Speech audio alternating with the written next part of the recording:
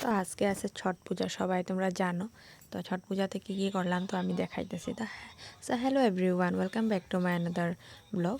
তো এখানে দেখো ছট পূজার লেগে আমি রেডি শেডি হইতে লেগা তার আগে আমি স্নান করে লইছি। স্নানটা করে আমি যে রেডি হয়ে গেছি গিয়া, রেডি হইয়া তারপরে গিয়া ওই যে আমি যা বাইর হয়ে গেছি গিয়া। আর আমি যেহেতু রাত্র হয়ে গেছে একা বাইর হমু না, তো বাবা গেছে লগে। তো বাবা যাওয়াতে এই যে এখানে পায়া গেছি গিয়া। তো পাওয়ার লগে লগে দেখো দেখো কার লগ হয়েছে।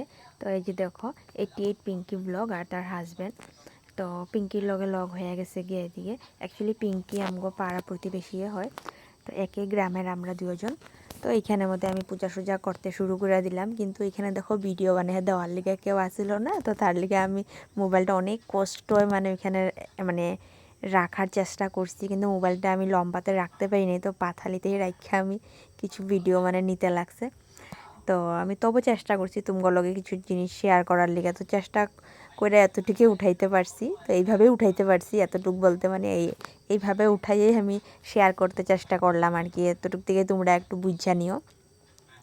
এখন দেখো আমি পূজা সুজা করলাম, পূজা সুজা করে এদিকে দেখো আমি যেগুলো প্রদীপ জ্বালাইছি, প্রদীপগুলো কি সুন্দরভাবে উজ্জ্বল হয়ে উঠতেছে।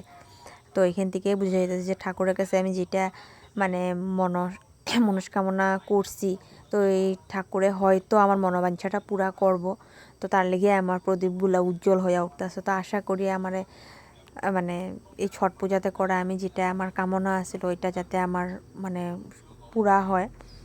কারণ আমার সময়টা বহুতই খারাপ চলতেছে কতদিন থেকে। কারণ আমি যে কোনো কাজে বা যে কোনো কিছু কথাবার্তা বা যে কোনো কিছুতে মানে সব কিছু আমার অপোজিট রিয়াকশন হইতেছে। ভালোটা মানে সব কিছু খারাপ হইতেছে। আর এদিকে দেখো দাদা দিদি সবাই মিল্লা ঠেকুয়া বানানি শুরু করে দিছে, সবাই ঠেকুয়া বানাইতেছে।